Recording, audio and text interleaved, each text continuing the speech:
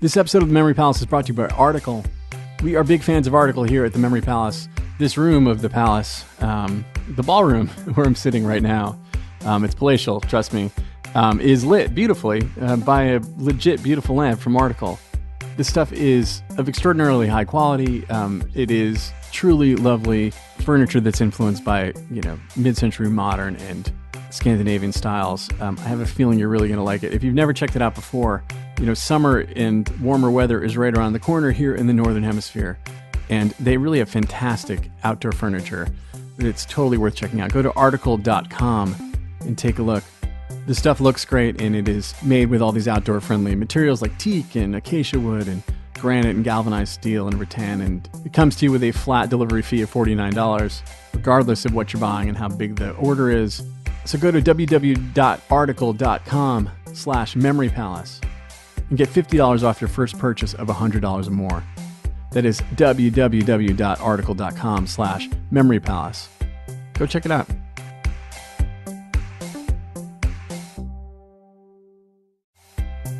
I'm excited to tell you guys about a new sponsor that solves the underlying problem of furniture shopping, which is you look at this stuff online and you have no idea whether it's going to actually work in your room. Well, say hello to Modsy. With Modsy, you can see new furniture in a 3D model of your actual room and redecorate it until you get your room just right. You're going to send Modsy a few photos of the room, you're going to answer a short online style quiz, and that's it. Then you have this sort of 3D model of your room, and then you can take furniture that they have from all these great partners, like Crate and Barrel and West Elm, and spin them around, and you can see exactly how they're going to look in your space. And there's no more, crossing your fingers and just hoping it's going to fit, or crossing your fingers and just hoping that the colors aren't going to clash. You can swap stuff out until you find just the right thing you're looking for. So head over to modsy.com/memory and you can get yourself a 20% discount on your first room. That's modsy.com/memory. This is The Memory Palace. I'm Nate DiMeo. The mind would wander.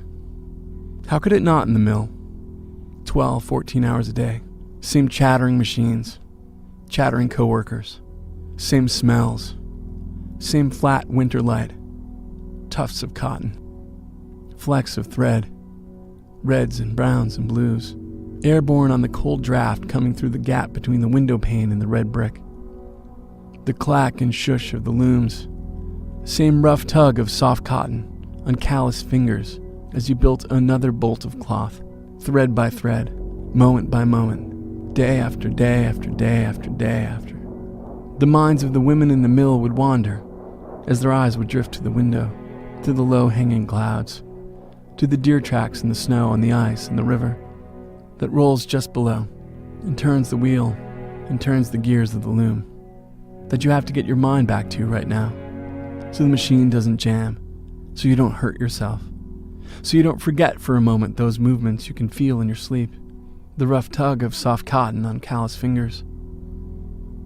Yet the mind would wander, and wonder if there was a better life for you. Wonder at how the few dollars you'd make in a week made up of days that started hours before dawn and ended hours after sunset would ever add up. Would ever buy you more than a book or a brush, some brief distraction brought home in a paper bag. Wonder how you were ever supposed to meet a man to marry, to take you away from the mill, when all you saw all day were women, and men you weren't allowed to speak with, lest your mind start wandering, as it was right now. Back to the machine, to the chattering and the chattering, day after day, and on and on and on.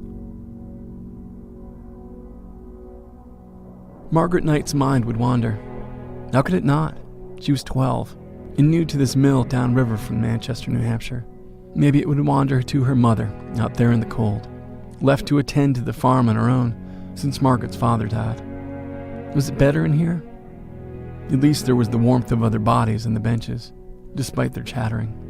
At least there were the tufts of cotton, the colored flecks of thread fluttering about the room, pretty in their way. But she would have been told by the other girls and women not to let her mind wander, to keep her head down, keep her eyes on her work. Don't worry about the rough tug of soft cotton on soft fingers. The calluses would come, but her mind would wander. Back to school. She loved school, but those days were over now. back to the wooden toys she would make for herself, the sled she would design and build for her brothers, that they'd all take down the hill by the farm on days like this, before she came to work in the mill. Her mind would wander. But she was alert enough to see one day a woman working her loom and see the shuttle, the metal piece that wove the thread between the warp and the weft, shoot out across the room and tear into a man's face and drop him to the ground. She saw him taken away, saw someone clean up the blood, and heard the looms resume their chattering. That night, Margaret's mind wandered back to the day, to the man on the ground, to the blood on the floor, and the machines whose movement she had come to know so quickly, and whose parts she could picture so clearly, and take apart in her head, move them around, understanding intuitively how one was connected to another. What would happen if those connections changed? She could do that. She probably didn't quite realize how rare of a thing it was to be able to do that. For how many people had she met in her 12 years who could? How many people there at the mill would have had a moment to notice it? How many teachers would have thought to cultivate it in New Hampshire in 1850? And a girl. Somehow, though, someone at the mill took Margaret Knight seriously when she came in with a wooden object, an invention she'd come up with when her mind was wandering, and caused the machines to stop automatically when something went wrong. And somehow, her device became standard in all looms for decades to come. Not that Margaret Knight profited from it, and it is easy to guess why. Her family likely knew nothing of patents, of what those numbers meant on those machines Margaret could take apart in her head. Margaret certainly hadn't been taught about them. She was a girl. History loses track of this girl in the mill. It finds her again as a woman, about 28 years old, working in a paper bag factory in Springfield, Massachusetts. It tells us little about how she spent the years between. It tells us nothing about how it felt to see all those looms outfitted with the safety device of her design, or if her mind ever wandered to wonder about the money some man had made selling it to all those mill owners, while she herself was turning hours of her life into pennies and slowly stitching them into dollars. But even without the benefit of the historical record, I can fairly safely tell you what she did during all those lost years. She worked. And in 1867, she spent nearly every hour of nearly every day folding and gluing and cutting paper. Or just folding. Or folding and cutting but not gluing. History doesn't seem to have written down precisely what went down in the Columbia Paper Bag Factory of Springfield, Massachusetts. But we know the rules were the same as they had been in the textile mill. Keep your head down. Don't let your mind wander. And we know she couldn't help it. For 2 years, Margaret Knight's mind would wander to a single idea, a machine with gears and cranks. She'd put the pieces together in her head while she sat and folded and or glued and or cut. She'd turn it around, reassemble the pieces, try it again. And at night or at lunch, she'd take a pencil and paper, there was certainly plenty of paper around, and put the idea down. The foreman of the mill complained, told her to keep her head down and keep her mind on her work. But at home, she took some wood and took that idea, a paper bag making machine, and built it in miniature. And then she sent it off to a machinist in Boston to make a model with tiny gears that when turned could turn a tiny sheet of paper into a tiny paper bag. But when she went to send the model and her drawings and application to the patent office, she was told not to bother. An identical machine had already been submitted and was about to be approved. So Margaret went to a lawyer, and they figured out that a man in the machine shop had seen her model and was so impressed that he made his own and passed it off as his own. The lawyer also told her that it would cost her $100 a day to take this to patent court. He may well have pointed out that that was as much as 10 times as she made in a week.